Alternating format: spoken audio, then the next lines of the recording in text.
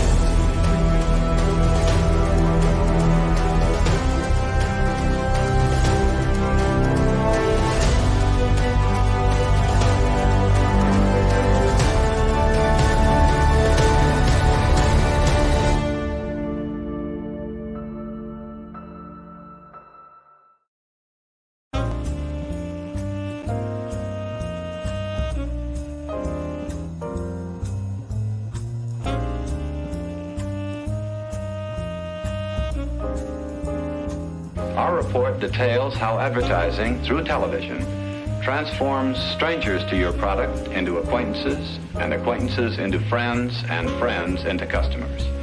You could almost say, as a result, that television puts into every living room a selling machine.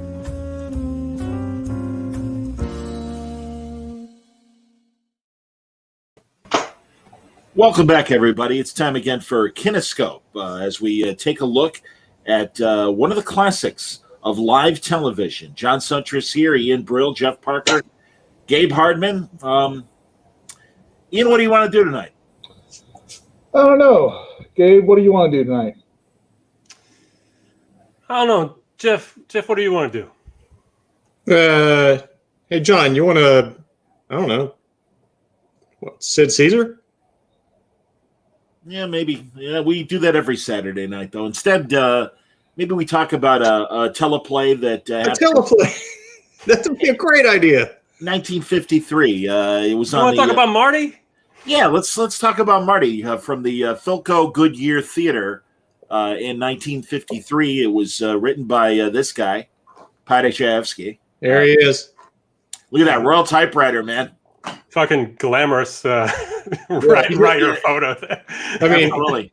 He just is Marty sitting behind a typewriter. Yeah, no shit. Yeah. Absolutely, man. Good Lord. He really is. He really is. And yeah, man. And directed by this guy, lbertman. Yep. Amazing director of live television and later great films. The Americanization of well, did he do Americanization of Emily directly? I know Chayefsky wrote it. I'm not sure. I don't have that. I'll pull up the film list, but really, yeah. No, he did the Bachelor Party, which also. Yeah, the Bachelor Party was pretty early on. But anyway, we're getting ahead of ourselves. John, why don't you sum up Marty for us and get us going? Well, much as we just talked about, it really focuses on this butcher, Rod Steiger, who is in his mid-30s and certainly at the time considered a guy past his prime. Why isn't he married? People like his mother are asking that question. His buddy, played by Joe Mantiel, Angie, and the guy's in a rut. I mean, everyone in the neighborhood, he's the neighborhood butcher, and they're all, oh, Marty, how come you're not married? My God, you were just at so and so's wedding. He's 10 years younger than you. Your brother's married already. Things like that. And the guy's just hearing it all the time, and is a lonely man, and goes to a Lonely Hearts kind of ballroom. One of those like 10 cents a dance kind of Roseland sort of, places of the 50s, and meets an unlikely woman, Nancy Marchand. There she is right there on the left. And, they strike up an unlikely romance. They're both two lonely people, desperate people. And this is one of the original kitchen sink sort of dramas. Yeah, Wow, and actually, John, that was one of the best summaries we've ever had. that was really good. Maybe you should do that in your radio voice from now on. That makes it all better. But yeah, the one of the things that interested me so much about this is, I mean, I think a lot of people have seen the theatrical film with Ernest Borgnine in it, but but this version of it is so kind of raw and so and it just feels so directly emotionally connected to these people, and it feels like an indie film or something. Like it feels like something that certainly you can see the lineage through John Cassavetes movies and through Martin Scorsese movies. I mean, Mean Streets and certainly Who's That Knocking My Door, and these things where these kind of characters just exist in a world, have a certain amount of aimlessness and stuff, but they don't it's not propelled forward by some plot per se. It's it's a character study and a very, very just a nicely observed, very minimal character study. Yeah, I imagine what it was like at the time, just sitting down, turning on your TV, and this is what you get, like when you're primed for, I don't know, Edgar Bergen, Charlie McCarthy or something like that, and then suddenly you get this feels like you should have paid for it, coming at you. That it must have been exciting. Yeah, I mean, just to give folks a little example, this aired in 1953, and what live television up until now, a lot of it is in 1948 you had an opera called The Medium. You had in 1952 you had The Story of Pontius Pilate. If you look through the episode guides of a lot of these Philco, Studio One, they're adapting a lot of the classics. Or they're doing, very, very, very serious material. And while this material is serious, no one was thinking to just, hey, let's look at the love life of a butcher in the Bronx. No one was thinking, let's look at people like us, people like in the audience. They were thinking the audience wants more of escape. But when this aired, Delbert Mann, the director, says as soon as as soon as it was done, one of the benefits of live television is you immediately get a reaction. And people were calling up the studio saying, like, that's my life. Like, multiple people were saying, that's my life. And I think this is such an important moment in television, because this is where both television producers and the television audience realize that television can tell stories of people that we relate to much more, whereas I think in theater and film it's much more idealized people. Yes. TV gives us more comfortable, more homebody.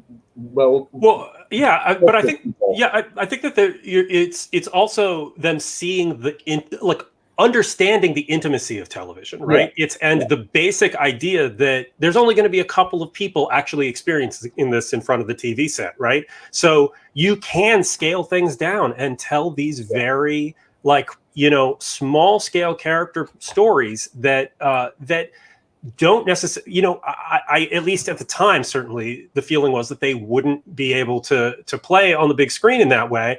And, I think that as much as the Marty feature film is rightfully lauded, I think that it's also kind of an indication, or comparing the two is a pretty clear indication of the way that they would have to stretch and be not only stretch the material, but find more acceptable, a little bit more glamorous people, even for something like this. I mean, I don't think that you get people presented the way that Rod Steiger and Nancy Marchand are in, and much less the absolute spareness, no score, these minimal sets. Delbert Mann shot this I don't think we're going to spend a hell of a lot of time talking about the technical aspects of this, because he shot it very, very simply, and it was deliberate, and it serves the material. The famous scene that, well, at least famous to people who are, 5 decades older than us, is of sitting around doing the thing we did, hey, what do you want to do tonight? That is just a single shot that just pans over to these two guys sitting at a table, and it just plays and plays and plays with them kind of meandering around what they want to do with their night and essentially what they want to do with their lives. It's really it's the opposite of the comedian show that we did, which is so bombastic and so technically, kind of astounding. But the way that this does it absolutely serves the material, and that's the right thing to do. Steiger, well, and also, go ahead, Jeff. I was just going to run this by Ian. Ian, wouldn't you say Steiger here is a proto-Asner? Well, yeah, in physicality, in presence, but I was thinking more like comparing this to the Ernest Borgnine performance, which I enjoy. I've always liked Ernest Borgnine. He's responsible for the only footage of Fox and Friends that's ever worth watching. Look that up.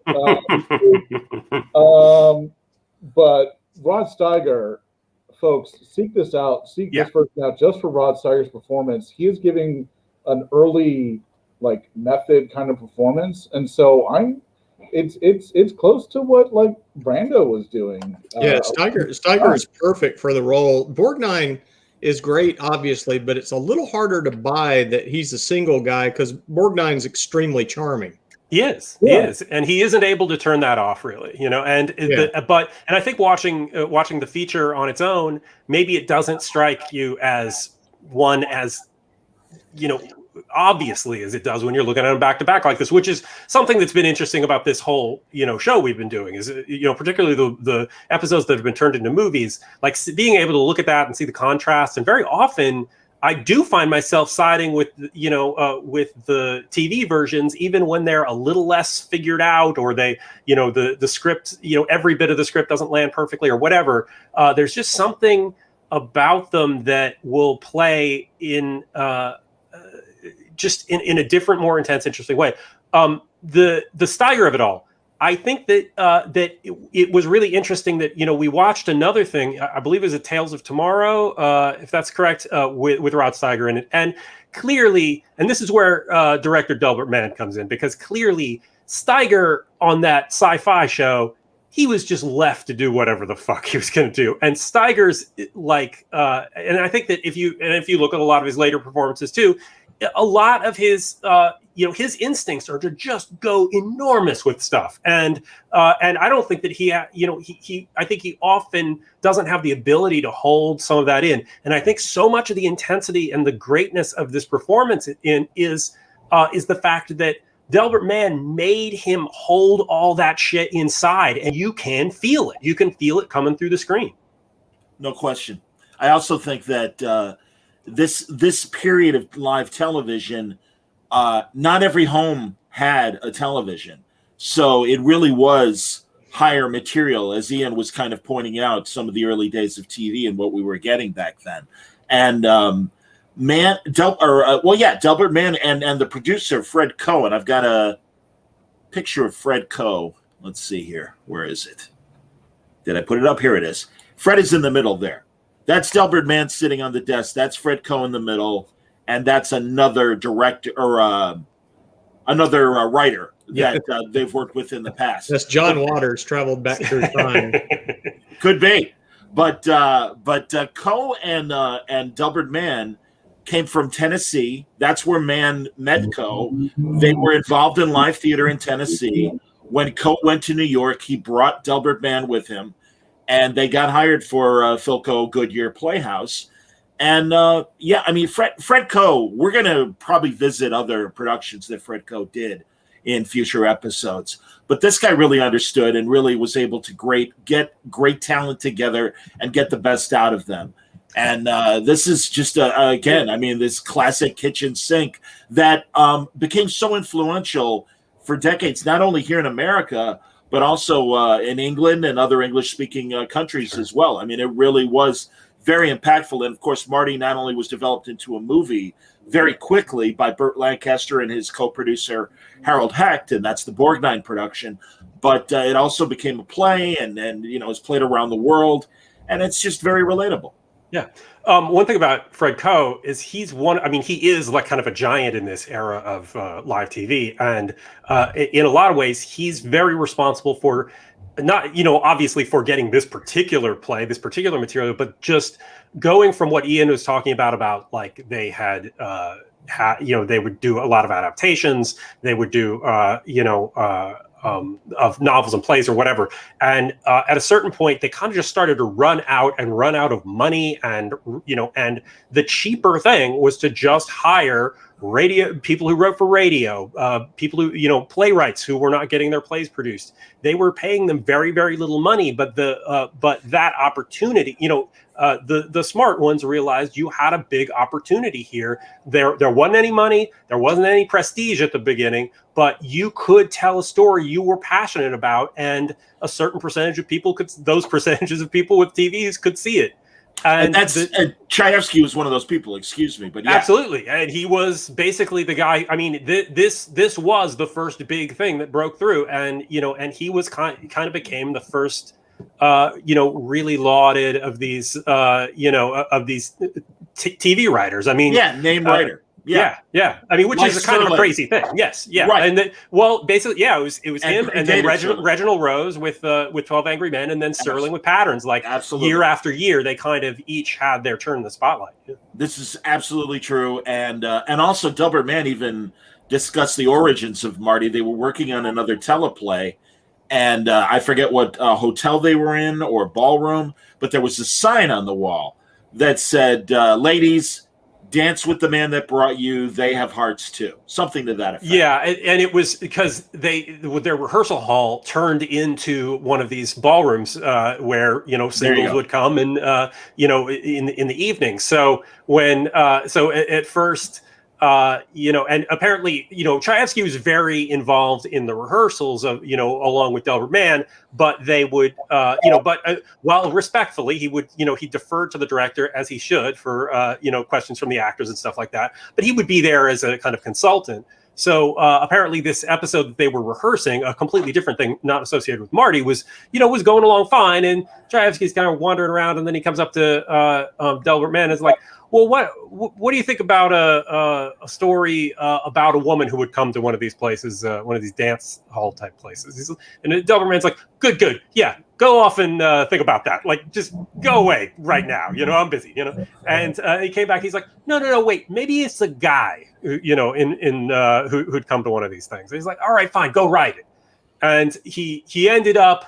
Going off to write the thing, but Marty only came about with Delbert Mann directing it because Delbert Mann was assigned a script that he just felt was terrible, that he couldn't do anything with, brought it back to Fred Coe and was like, "You got to give me something else." And he's like, "Well, there isn't anything else, but I'm good." He calls up Patty Chayefsky. He's like, "What have you got? Have you done with that thing that I think was called Love Story or something, initially?" Yes, that's right. And, Patty Chayefsky's like, "Well, I got one act. I got part of the second act. I got the third act mapped out." And they're, like, "How long will it take?" "I don't know, a couple of months." He's, and Fred Coe's like, "Okay, you get it to us this week." And so we need it Thursday. Yeah. So much like the way that we've all dealt with in comics, where scripts get turned in pieces, and they're working on it, as they go. That's how this worked. They only got the first two acts. They cast it based off that, started rehearsing and working on it, and didn't get the rest of it until he was done. But it's one of those great situations where that actually worked out. And guys, as the oldest person here, I don't know about the rest of you, but truly, Marty's mother and Marty's aunt, those are like photo albums come to life. No, not in a bad way. It's just that, those kind of old ladies that are widowed and living. I mean, God, the Greek tradition was after your husband died, you wore a black dress for the rest of your life. That kind of old world thing. And truly, growing up as a little kid in the 70s, there were remnants of women like Marty's mother, like Marty's aunt, still kind of living, and even even that lamp. Good Lord, I mean, I can tell you, I can't tell you how many two flats in Chicago I've been to, looking at lamps and even those gray walls and stuff. I know it's black and white, but even in a color world, they were still gray walls. Although, isn't it interesting? I haven't heard. In research that I did, nobody really specifically talked about this that I saw. But this is Jewish Paddy Chayefsky writing about Jewish life, and they are made Italians in the show, right? Yeah. I mean, it's that happened all the time. But I just think that that it's kind of interesting that even with how direct this is and how much it's clearly about his experience, it was not acceptable to write him about Jewish characters. When you hear her say, "Is she Italian?" I just heard Jewish. Yeah, it just translated instantly in my head. But every guys, honestly, as a Greek American, it's the same thing because truly that was 100%. How the old the old ladies are like, "Are you going to marry a Greek girl? Make sure you marry a Greek girl." Please I just think it's so interesting that he's. I mean, look at that picture of him. He is clearly writing directly from his life, and yet, you still had to kind of make that, make that. I know he's so hapless in that great picture, and then here's a little more modern. There you go. There's Patty. There's Patty. Good. Yeah, this is when he's hanging out with Bob Fosse and absolutely yes, exactly. Well, and that's the thing, man, because Chayefsky, you might only know his name from Marty and later on in the mid-'70s Network, but my God, the guy wrote. I mean, I love The Hospital, a great George C. Scott movie that he made in 1970, and it's really interesting because he had this big period in the 50s. And then he really was kind of back in the wilderness again in the 60s. I mean, he was making stuff. And like I said, I know he was the screenwriter for Americanization of Emily. But even that wasn't a big hit. But now we all love it. It's a classic. Sure. And so, he really had these two weird periods of the 50s and then the 70s, really up until his final film, Altered States, which is this amazing William Hurt early film as well. And then sadly died at 58, cancer. And that's tough. Yeah. But incredible, much again, like Serling and Reginald Rose, just one of these guys that was just such a great writer and capable of this kind of powerful drama. I love that right out of the gate, he gets to come out, roast immigrant moms, guys in general for just being horrible, and Mickey Spillane. The Mickey Spillane down right there on TV. He's taking Mickey Spillane down, but he's also doing it in a way where, I mean, these guys sitting around, and it's maybe even a little more pronounced in the film version, they're fucking comic book nerds basically, right? I mean, they are. They're talking Mickey Spillane. Look, I'm sure Mickey Spillane seems like a classic or something now, but that stuff is kind of, it's trash, right? It was the trash. Idea of it. It was it was trash. But that's just the point they're making. Yeah, just like Ian Fleming's early Bond books were trash. This was you the mean trash all of his Bond books? Yeah, but absolutely they are. I'm not saying it's a bad thing. I'm saying it's a kind of pop culture trash, and they are kind of nerds sitting around talking about much less the fact that they're very misogynistic. They are kind of male power fantasies, right? And and these kind of these schmucky guys who can't who sit around talking about Mickey Spillane rather than actually going out and engaging with the world. I'm sorry, but that's what it is. And it it is a kind of relatable incel-ish. Well, it's not the incel part is not relatable, but but you understand it as in contemporary terms in some ways. I mean, I don't know if any of that stuff has really changed. It's so spot on. I mean, their idea of the way interacting with women should be is coming from Mickey Spillane. He's right away making a pop culture influences the way people act statement here on this TV show. And it feels so modern, right? It feels like a very modern thing. Oh no, and it's easily adaptable, and that's why even God, I know when we were talking about doing Marty and some of the talk we had texting each other, Jeff Garland, one of his independent movies he made called "I Just Want Someone that I Can Eat Cheese With."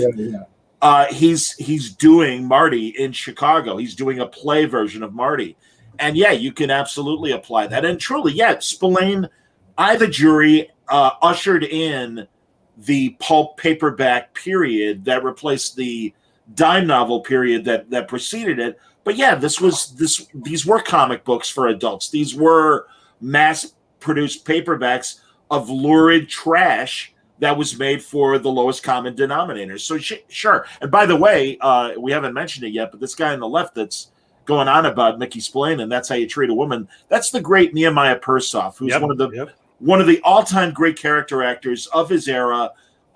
Later also worked with Steiger and Humphrey Bogart in The Harder They Fall. He's still alive. He's over 100 years old. What? Why don't we have the Persoff bonus episode here? Why aren't we getting him on the podcast to talk about it? Episode. Sorry.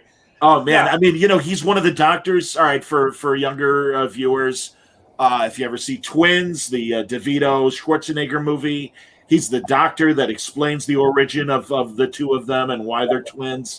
All that stuff. And by younger, you mean people my age. Exactly.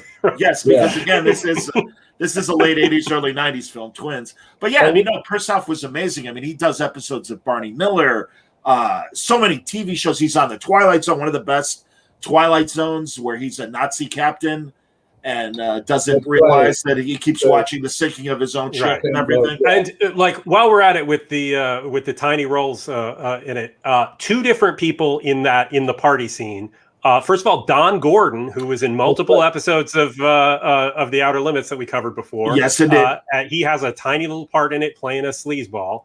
And then a totally uncredited background part that I noticed, I looked up, and I think that it's correct, is George Maharis from Route 66. Wow.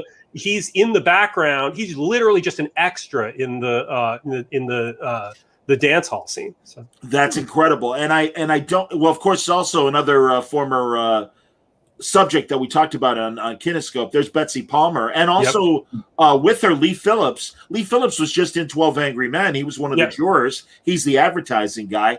And Betsy Palmer, you remember from the episode of Danger we showed. With James Dean. James Dean's coming out to her and everything. And of course, once again, she's Jason's mother in Friday the 13th later on. So all right. Steve loves Nehemiah Persoff. Who doesn't love Nehemiah Persoff? For people my age who grew up in the 90s, he's the voice of Papa Moskowitz in An American Tale. I had no idea. That's fantastic. That's outstanding. No cats in America. That's outstanding. He's great. And Don, like you said, Don Gordon. I thought I had a picture of Don Gordon because he's at the ballroom as well, I believe. He's the catalyst of the plot. He is. He's the sleazeball who comes up and offers Marty $5 to take his date off his hands. It's so painful when you have to hear him keep calling women dogs. It's rough.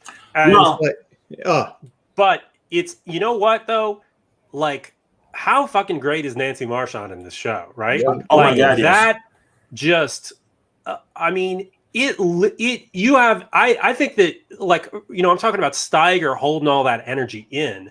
Like, she is playing such a subtle take on this. You almost feel like, how does anybody have the guts to do this and feel like it's going to come across, on this tiny little screen? But I think that she just gives this utterly perfect performance in this thing.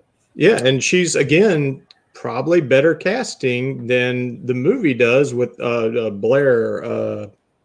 Betsy Blair, is that correct? Yes. Whatever. Who's like, okay, you're not. No one would be. Yeah, it's right. Not dancing with you. She's also she's in the feature. She's charming. She's she's charming. She's attractive. It's it feels like it's special pleading. It's that thing of where we all have to agree that somebody is unattractive, even though they kind of look like a movie star. Michelle Pfeiffer just got low self-esteem for some reason. Michelle Pfeiffer and Frankie and Johnny. Right. It's like, exactly. Bullshit. Yes. That's an ugly woman. Yes. I hear you, man. No, and in fact, if we can just for a second, Chayefsky and Mann, when they were picked up by Hecht and Lancaster to do the movie, they wanted the whole cast. They wanted Steiger and Marchand, and it was Harold Hecht that really was kind of pushing against that. Ironically, the film ends up winning Best Picture. Lancaster could give two shits about Marty, apparently. Huh, And it was Heck that really believed in, hey, we got something here, and really wasn't interested in. No, Heck had to kind of like, no, we want to do this. Trust me. So, but anyway, yes. So instead, they got Borgnine and they got the woman you just mentioned, obviously Betsy. But go ahead. I was going to say that they went to where Borgnine was shooting Bad Day at Black Rock to read lines with him and see how he would do. And Borgnine himself even said, I mean, God, I'm in my Western outfit for Bad Day at Black Rock. I literally have a cowboy hat on when I first meet them. And, he goes, at first they just weren't believing me. And finally it was when he's doing the scene with his mother and he's like, come on, Mom, let's just face it. I'm an ugly man. And, his suit's not going to matter. Nobody wants me. And he worked himself up to tears. And he said he looked at Delbert Mann and he was crying.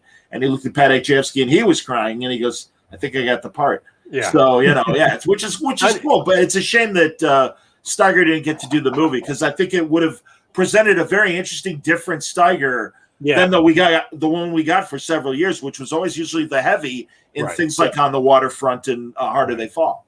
Well, and it's funny that in some ways, Steiger's a more attractive guy than Ernest Borgnine is, but Borgnine has a kind of chummy charisma to him that is, that overwhelms the role in some ways. He won an Oscar for it. He's got the big eyebrows, they light up. Yeah, and although look, winning an Oscar usually is not the greatest indication of quality. So maybe there's that. But like, I do think that he's great though. It's not like he's not. It's not. If anything, it's only about the casting as much as it's about a performance. Well, and again, it showed a softer side to Borgnine because prior to that, his biggest role was as Fatso in From Here to Eternity, and in fact was playing a heavy when he was auditioning for Marty doing Bad Day at Black Rock. Yeah, look, if you haven't seen Bad Day at Black Rock, go watch that right now. That's a great movie, and one of the best. It's just absolutely one of my favorites. I have a big poster of it right over here. I'm not going to show it to you now. One of the things that really comes across when you compare the two performances is there are moments when Borgnine taps into the sadness of Marty. I mean, it seems clear that Marty, in another time, if he was born later on, would be diagnosed with depression. But since he was born when he was, psychiatry wasn't a thing people did of his generation, and so. What Steiger does is he plays that pain throughout, even in a happier scene or a lighter scenes, there's still a pain, and maybe that's the benefit of this being live and there not being takes, and he can find a note to hold for the whole hour. But there's just I guess going into like the method or something.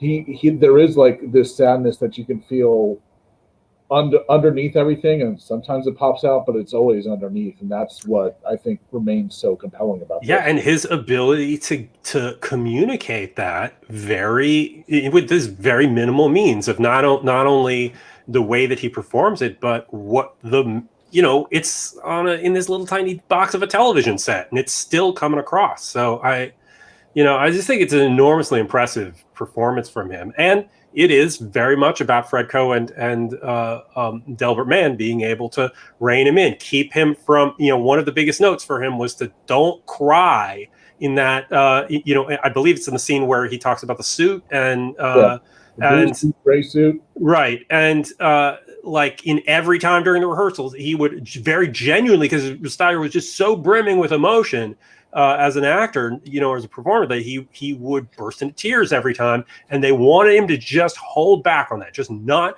to actually cry, not to let that kind of, not for it to not be a climax of that kind, to hold something back, and I think that's such an incredible note, and and everything is about, everything is a collaboration and all this stuff, and I think that Delbert Mann for a guy who doesn't seem like when you hear him talk, it sounds like I don't even know what he sounds like. He sounds like a guy that my grandpa would know or whatever, and not a, I mean, he does seem like a smart, erudite guy, but just, he doesn't have the demeanor of, a kind of big blustery John Frankenheimer type guy or something like that. And, he obviously had some really clear, incisive ideas about how to get this whole thing across. Well, he credits Coe for really giving him his directorial instincts. Mm-hmm. And it's very obvious that they as a team,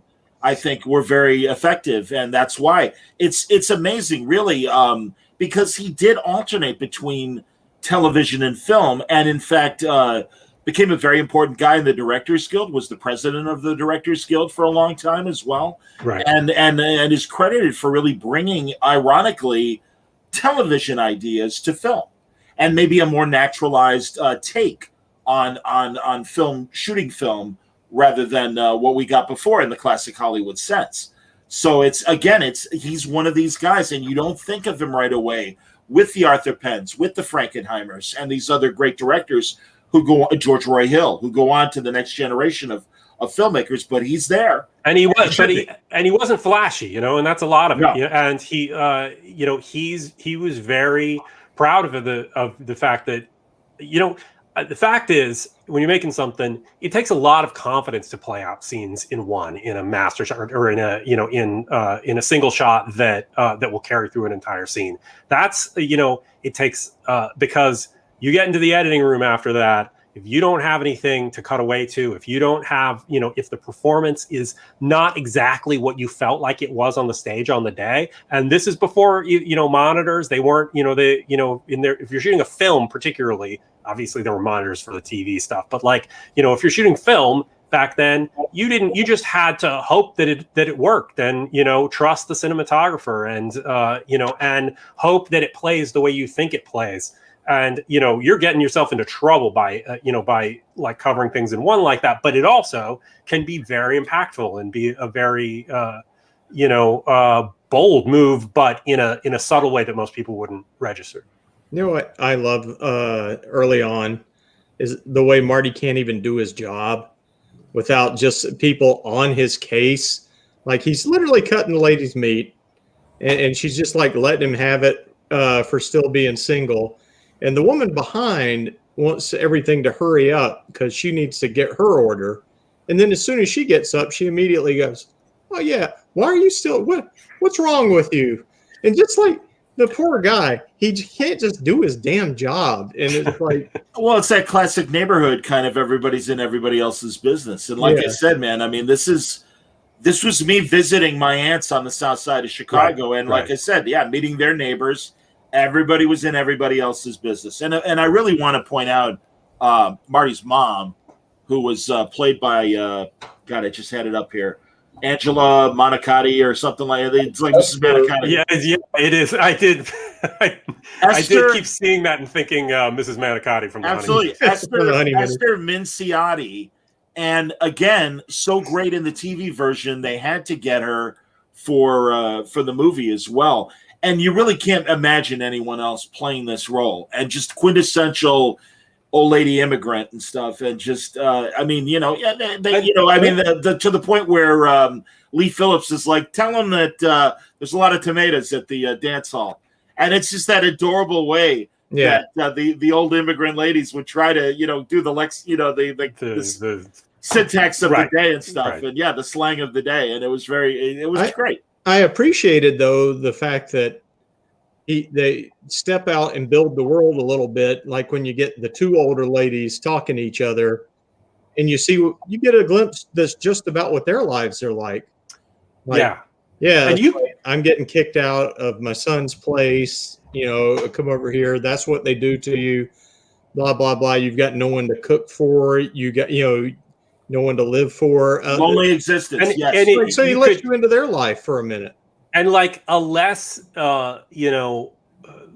sensitive reader of the script might go, "What the hell does this have to do with the through line of the story?" It's about Marty. Why are we spending time on this? But I think it does really enrich things, and it is and it's thematically very, like you're saying, it makes a lot of sense thematically, but it is kind of relatively far off the beat, and it isn't. I think it's an interesting choice. I don't know if it's good or bad, but an interesting choice to spend time on that and not spend time with the Nancy Marchand character, the way that they do spend more time with her in the feature. But something about only having her be a part of it when she's with Marty. The show is called Marty, and it is from his point of view for the most part. So, I think that there was some weird value in that. It also, and leading up to the very ending. The very ending is a very odd, obscure way to end a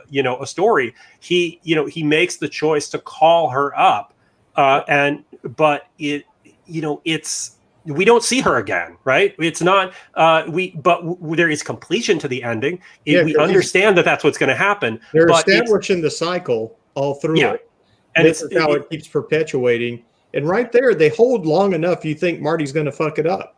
Yeah, yeah. Because it seems like he's starting to listen to the guys and getting pulled back into their world again. And then he goes, "Screw this! No, I like her." And he goes over and shuts the phone booth. And instantly his life starts going, and that guy gets left behind. And how great is it? Yeah, exactly. And how great is it, that scene that you're talking about, where he's getting kind of pulled into their thing, and and second guessing, whether he should be, calling her back up and spending time with her. And it's a suspense scene, right? It's a question of whether or not he's going to do it. And I say this like I feel like every scene's kind of a suspense scene, but but that's like a great example of it. It's the kind of thing that you don't think of as suspense, but that's absolutely what it is. The biggest suspense of the movie Marty came from me as a kid with my constant confusing movies that had similar names. And sitting down and watching about like half an hour or 40 minutes of it and going, when are they going to give him the treatment that makes him super smart? And I'm like, Charlie. Cliff Robertson, Flowers for Algernon, everybody. Yes. Yeah. But the movie version's called Charlie. And, that's what I thought I was watching. But there are echoes of Marty in Charlie, and I was going to compare it to Rocky. The first Rocky film, when he's awkward around Talia Shire, Adrian, and even though it's Stallone and everything, it really is. I'm a bum from the neighborhood. She's a nobody from the neighborhood. We're both losers, but we're finding love. And I'm sure that at least Marty the film was a big influence on Rocky. I have no doubt about that. Yeah. No question. Yeah. And again, that's my point: is that this echoes in so many other dramas to come, and that's another reason why it's so significant. I never did. I mean, you could say that, sure. Yeah, I did. I just did that. You talked about the fingerprints of Marty showing up everywhere. I would love to know if anyone asked Stan Lee and Jack Kirby if the characterization of Marty influenced the characterization of Ben Grimm. Yep. Because I actually ended up seeing like a lot of sure, the way Ben Grimm and that kind of self-loathing. I see it all over this. Jack Kirby lived a life similar to these guys anyway, but I couldn't help comparing it. I think that's not incorrect at all. I hadn't thought about it, but I think that actually makes a lot of sense. Absolutely. No, and I also, but guys, let's point out, because Nancy Marchand really came a long way from this portrayal. Now, I've got this photo, but I want to just point it out because it's a great moment. It's her doing a Wonder Bread commercial. But you can see her there. Now, later, she became Mrs. Pynchon on Lou Grant, basically a Katharine Graham analogy. And then, of course, her last and greatest role as Livia Soprano in The Sopranos, Tony's mom. And what a great actress, and truly had that same kind of gravitas that she was with Livia back when she was on Lou Grant, because she really was. Well, she's an anchor on that. She's great on Lou Grant. And you can find episodes of Lou Grant on YouTube, thank God, because I can't believe that is not being syndicated and shown somewhere in the same way that Rockford Files and others, because it really was a tremendous newspaper drama. Mhm. And she was, and I mean Asner, and I know Gabe just recently did a sketch for one of Asner's charities. Yeah, because look, if there's one thing you got to do, it's get the damn thing done before Monday when Ed Asner DMs you again. And Oh no, when he and his son send you that email, and like, it's like, I hate to ask. Andy, And Andy Parks just drew a great look at Ed Asner from the Lou Grant era and stuff. But is that how it happened, Gabe? I wanted to ask you about that, and you'll forgive me because it's kind of a 6 degrees of separation for Nancy Marchand. But that Asner thing. I mean, I just like everybody does. This is the first time I've done it, but like, he and his son reach out to comics people and to contribute stuff for their charity auction. And so, and this was the first time they asked me. I was very happy to do it. I mean, it was, I've been incredibly busy working on this movie, but I still wanted to work that in. I mean, you could, I ended up doing a Spider-Man piece because I wanted to do something that people might buy. And you could see it on my, Twitter and Instagram and stuff. But yeah, it was just this is a common experience for people in comics. That's awesome. The finger to point is Kevin Nolan. He's the one who got us all into this. Oh, cool. Yeah. That's great. Asner got Nolan, and then none of us can say no to Nolan. So, and of course, it's fun to think of like me watching the Mary Tyler Moore Show as a little kid and thinking one day Mary's boss is going to be reminding me I got to get a page turned in for this auction. Yeah, and, I gave a little stalling him. Like going, the week before, I was like, I'm sorry, I'm working on this movie that's been going on a long time. I'm really going to get to it. I get a reply, I know I'm a pain in the ass. So, so that was perfect. That's Lou Grant. That was good enough right there. Exactly. Good enough Mary. reason to do the whole thing. Finish the story, Mary. Let's go. Okay, Ted. If I could be Gavin McLeod for a second. But anyway, yes, indeed. It's a shame. I don't believe Asner's career started in the live era.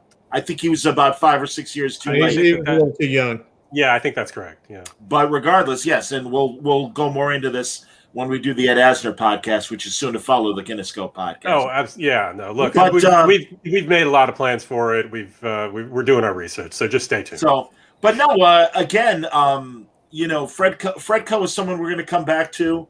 I have no doubt in future episodes, and again, we can't say enough how influential this drama was, and really did put Padachevsky on the map. And here Stephen has a comment.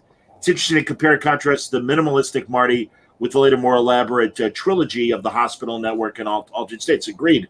It's a great point. And I mean, what it seems like what Chayefsky was after, at least with Marty, was, telling this small story about these very specific people. And then with things like Network and the Hospital, he's taken on like systems and big societal stuff in a way that, that's very different, but obviously he just evolved as a writer over that period. And much like Serling, as he became famous, really was like, all right, I get to control my content, my work, and I have input in how this is presented and stuff. And, became a difficult guy. And again, maybe that is one of the reasons why Network is the way that it is. Oh, I bet you he was a difficult guy back then too. I'm pretty sure. I don't think there's anything wrong with being difficult, though. No. So what? It's. I'm not saying it is a bad thing, Gabe. I'm saying it is a good thing. This was actually rhetorical arguing, not actually arguing at you. Apparently, just the photograph was his. Yeah, look at that photo. You think that guy's not a difficult guy? Sure. Yeah. I don't know, man. I think I can kind of push him over. I'm not sure. Wait a minute. You can't do that. Don't make me pick up my Royal typewriter and crack your skull. Yeah, he's like, what the fuck are you taking my picture? I'm over here creating my fucking Marty show. Great stuff, man. And also, I would really encourage people to watch the Delbert Man. If you're a fan of this, to go to the Archive of American Television, really watch the whole Delbert Man interview, because he really does kind of lay out what happened to live television and why things ended the way they did. And is very, I mean, and again, he's a guy that was there from the beginning to the end. Right. And kind of, never hesitates to point out that they call it the golden age of television, but most of it was crap. And which is true. I mean, it's true of anything, though. We think of the 70s as this amazing time for films. Most of it's still crap. And, yet there are, still, I think that this period of live TV is very similar to, that new Hollywood 70s film era, where the things that were great were incredibly great and have lasted and are something that you can go back to. And it takes a lot of junk and you're never going to have an era where everything's amazing. But the fact that some of these things can rise to the level of amazing that they are, that kind of does make it a golden age.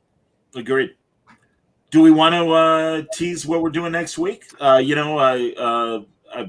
and I talked about it, Gabe, but do you want to stick with our sci-fi idea for next week? Yeah, why don't you tell them, John? Well, it's ironic because actually an earlier version of, or I should say... yes, now I remember. Borgnine mentioned that he was actually a bit player on this television production. We're going to go back to the Dumont Network, and one of the big live TV phenomenons of its time, going back to 1949, and that's Captain Video. We're going to do. We're going to look at a couple, either one long hour-long Captain Video, or maybe a couple of the half-hour ones. But yeah, I mean, and again, we had Dumont last week when we looked at The Honeymooners and Jackie Gleason, and like Gleason, this was the other big phenomenon to come out of Dumont. Was this sci-fi live show, and how did they achieve doing spaceships and airplanes and alien worlds on a shoestring live budget? We will examine that next week when we talk about Captain Video. It'll be fun to talk about. Absolutely. Was Captain Video one of the ones Linedecker brothers got? Not Linedecker. The Linedecker brothers worked on. I don't know. I'm not sure. We haven't done our research yet. Yeah, they did like the Rocky Jones? No, the Commando Cody, I think, and they did Captain Marvel. The Captain Marvel. The cliffhangers. The old they would do the forced perspective stuff really well. Right. Yeah, I don't know, but we'll figure it out. We'll do our research. We'll come back and we'll probably do a podcast all about it. Absolutely. And let's see here. There you go. Stephen was going to suggest Captain Video. And yes, Stephen, it is cool to alternate genres. Yeah, that was always the intent. God, I wish we could find a live Western to do. I know there was a Playhouse, not a Playhouse 90, a Studio One, one of their episodes where they do a Western. Unfortunately, not on YouTube, but it's one of those ones I saw on the Decades channel. Right. Until we can discover something, you can count on us hopping around on genres and things. And we're going to come back to Tales of Tomorrow and do a full-fledged look. I mean, we did it with the James Dean episode, but that's definitely in the works. I'd also like to cheat and do a Have Gun Will Travel and say, well, not too far later. No, there's no fucking cheating, Jeff. See, look, I was on the fence about the Honeymooners just because it wasn't technically a kinescope. Okay, I know you got it. No, hey look, man, I am the bad cop. All right, I'm gonna keep this in line. We can do. Look, if you want to do a Have Gun Will Travel show, I'm fucking there for it. We can just do a whole podcast about that. The Paladin podcast. Yes, it is a great show. I'm not arguing with you. It you know what? Arguing with you. Gabe, you had it so no one could reply the other day, but you're right. Red Grant is the best character in movies. He is certainly the best character in a Bond movie. So, I'm watching some James Bond, all the James Bond movies. I did a Twitter thread about it, which you cannot reply to because we don't need to hear about James Bond. It's bad enough that I'm talking about James Bond. Right. We don't all need to talk about it. It's fun how frustrating it must be. We got our James Bond out in the earlier episode when we did Casino Royale. And this is why, I mean, this is why I'm I got the audiobook of that oral history of James Bond in order to listen to it for our episode about Casino Royale. And then I just kept listening to it. And by the end of it, I was like, all right, maybe I should just buy that Blu-ray set of every James Bond movie. And so I did. So, well, those original behind the scenes documentaries for each film that Patrick McNee narrates are incredible. I think they're so amazing. Yeah, really, and then there's also Bond movies in there. So yeah, which they are what they are. All right, so I feel like we're done with this. Are we already done? Did we sign off and I just didn't notice? We haven't signed off yet. No. Okay, next week, Captain Video, official Space Helmet on. Join us and Ed Norton to watch the next episode of Kinescope. Thanks for the comments. Take care, everybody. Bye-bye. Stay safe, stay happy, stay healthy.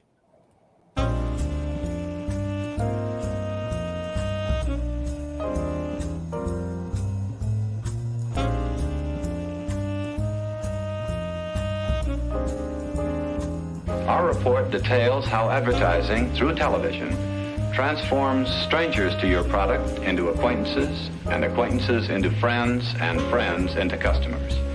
You could almost say, as a result, that television puts into every living room a selling machine.